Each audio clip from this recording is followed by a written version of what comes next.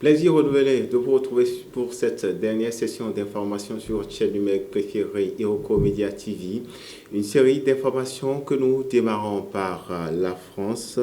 Le président rwandais Paul Kagame est en visite en France en ce moment et son homologue français Emmanuel Macron ont inauguré hier mardi 2 juin dans l'après-midi à Paris une double stèle sur le quai de Seine à la mémoire des victimes du génocide des Tutsis de 1994 qui a fait 1 million de victimes pour rappel. Un monument conçu comme un lieu de recueillement situé près du quai d'Orsay.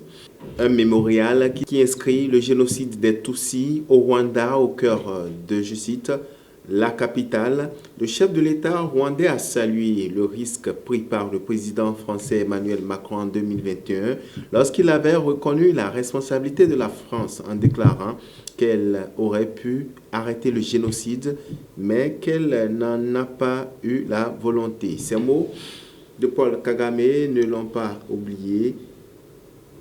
Je cite, « Je considère ces propos comme quelque chose de plus précieux qu'une excuse après avoir été révélé comme une vérité », a-t-il insisté le 2 juin. En réponse, Emmanuel Macron a remercié solennellement Paul Kagame d'avoir accueilli cette connaissance et a salué le rapprochement inédit qui, selon lui, est dessiné entre la France et le Rwanda ces 5 dernières années.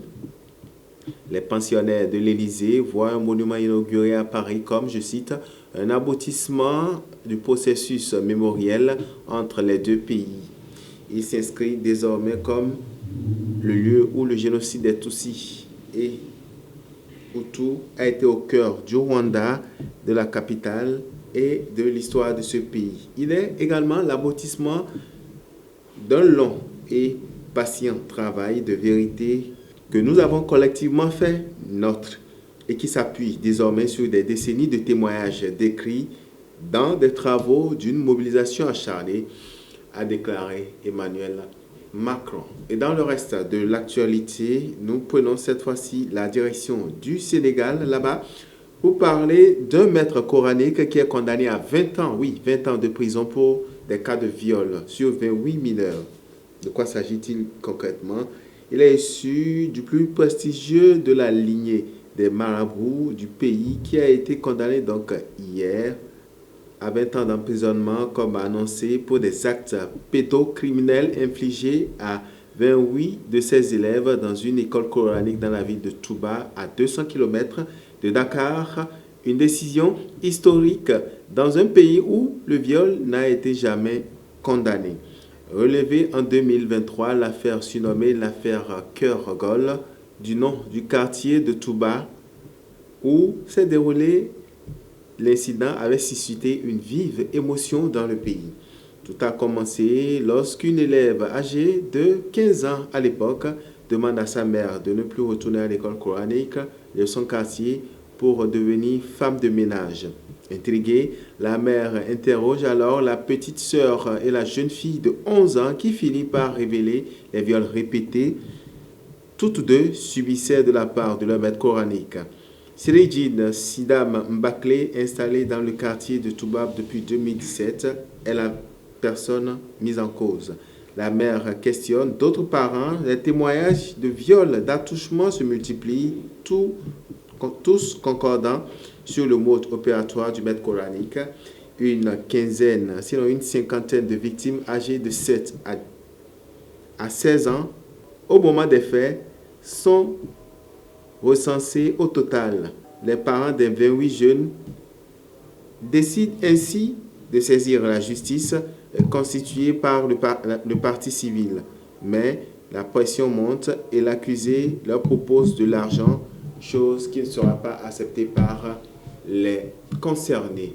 On va terminer cette session d'information, mesdames et messieurs, par le Mozambique. Là-bas, au large du Cabo Delgado, se trouve le plus important gisement glacier du monde. Son exploitation par le français Total Énergie à la tête d'un consortium international a repris en janvier dernier alors que plusieurs années de suspension pour des raisons de sécurité avaient eu lieu.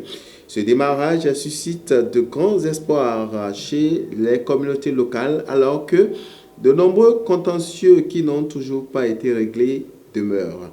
Deuxième épisode de cette enquête Mozambique exposée du consortium condamné à Freetouch, les sorties avec lesquelles Radio France Internationale y a contribué. En vase clos, Afungi est la péninsule à proximité de la ville de Palma, dans l'extrême nord du Mozambique, à quelques encablures de la Tanzanie.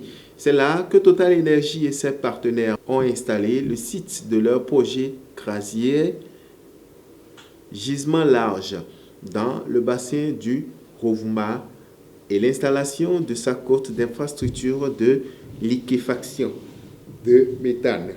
Leurs réserves sont évaluées à 5 000 millions de mètres cubes. Ce sont les plus importantes au monde. Pour ce projet gigantesque, Total Energy est secondé par plusieurs partenaires internationaux, dont 3 compagnies pétrolières indiennes, le Japon, le Mitsui ou encore l'État mozambicain qui détient 15% des parts. Fin de cette session d'information que je vous remercie d'avoir suivi. D'ici là, portez-vous bien.